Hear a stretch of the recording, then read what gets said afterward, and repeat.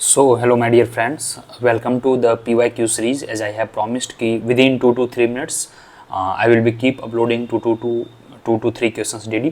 तो आज हमारा एक क्वेश्चन है, it is from PYQ 2024 CUET and the people who are watching any kind of objective examination, चाहे आपका असिस्टेंट प्रोफेसर हो, UGC नेट हो, PGT हो या फिर आपके CUET या PG एंट्रेंस एग्जामिनेशन हो, it will be helpful for all of you. So question कुछ हमारा आज हम 2 से 3 क्वेश्चन देखेंगे. The relationship between countries per capita income and inequality of income distribution is known as. तो आपने अभी तक लॉरेंज कर्व जरूर पढ़ा होगा जो इनकम इनइक्वलिटी को दिखाती है. फिलिप्स कर्व को जरूर देखा होगा जो कि अनएम्प्लॉयमेंट और इन्फ्लेशन को दिखाती है. लेफर कर्व को भी जरूर देखा होगा. लेफर कर्व टॉक्स अबाउट इस तरह का जो होता है tax rate and tax revenue के बीच का relation. So after a certain point tax rate increase करने से रेवेन्यू डिक्रीज होने लगती है. If you see this diagram, this all I have taught in the class.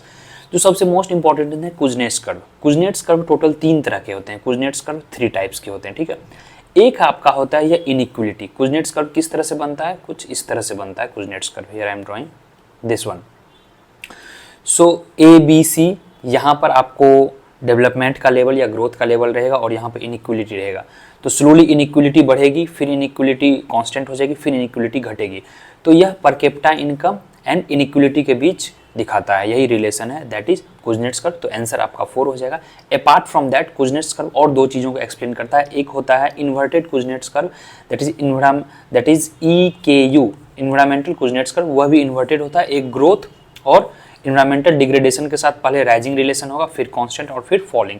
And एक और है आपका जो कि स्ट्रक्चरल चेंज है. जैसे जैसे ग्रोथ आपका होगा, स्ट्रक्चरल चेंजेस होंगे इकोनॉमी में. यहाँ पे एग्रीकल्चरल शेयर होगा, एग्रो शेयर. वह एग्रो शेयर पहले बढ़ेगा, फिर कांस्टेंट होगा, फिर घटेगा. For example USA and all. USA में hardly 2 to 3% of agricultural share है in the GDP, while in India its still 18 to 19%. Okay, so now let's go to the next question. एक और हमारा नेक्स्ट क्वेश्चन है, वो match the following वाला है. It is all from 2024. तो यह क्वेश्चन है मार्केट से, और यह मैंने खुद लाइव क्लास में कवर किया था मार्केट में, लास्ट बैच को भी, और यह बैच भी मैं मार्केट पढ़ा रहा हूं, तो लाइव क्लास में मैं ये सब कवर कर चुका हूं. सो चलिए हम पहले देखते हैं. Locating individual consumers and charging each of them unique price means आपका इस तरह से कुछ होगा. यूनिक प्राइस मीन्स यहाँ पर जीरो कंज्यूमर सरप्लस. जहां भी यूनिक प्राइस की बात हो जाए जीरो कंज्यूमर सरप्लस होगा और यहाँ पर मैक्सिमम प्रोड्यूसर सरप्लस होगा, और यह जो है नो डेड वेट लॉस कहलाता है. तो यह कौन सा मार्केट होगा? यह फर्स्ट डिग्री होगा. तो ए का आपका फर्स्ट डिग्री देखिए कहाँ है, फर्स्ट डिग्री 3 है. ए का 3 कहाँ है? तो चलो भाई ए का 3 2 में भी है, ए का 3 4 में भी है. यानी एलिमिनेट हम कैसे करेंगे? तो आपका ऑप्शन ए एलिमिनेट हो गया और ऑप्शन 3 भी एलिमिनेट हो गया. या तो 1 होगा आंसर या तो 4 होगा. Let's see now next. अब देखते हैं हमारा बी का क्या होगा. तो बी देखते हैं, dividing consumers into 2 markets and charging them separately. तो सेपरेटली जब हम चार्ज करेंगे इसका क्या मतलब हुआ? 2 डिफरेंट हम मार्केट में यहाँ पे देखिए इनको बांट दिए हैं. तो जब 2 हम डिफरेंट मार्केट में बांटेंगे तो यू कैन अंडरस्टैंड 2 मार्केट में हम कब बांटते हैं? जब आपके पास डिफरेंट इलास्टिसिटी हो रहेगा. एंड डिफरेंट इलास्टिसिटी कब आती है? 3rd डिग्री में.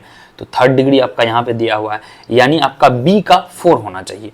तो ये देखिए बी का 4 कहाँ है? बी का 4 इसमें नहीं है. यह तो एलिमिनेट ऑलरेडी हो चुका था. और कहाँ देखिए बी का 4 है, ये रहा बी का 4. तो बी का 4 सिर्फ एक ही जगह है, तो यहाँ से हमें मिल गया, बाकी कहीं में नहीं है.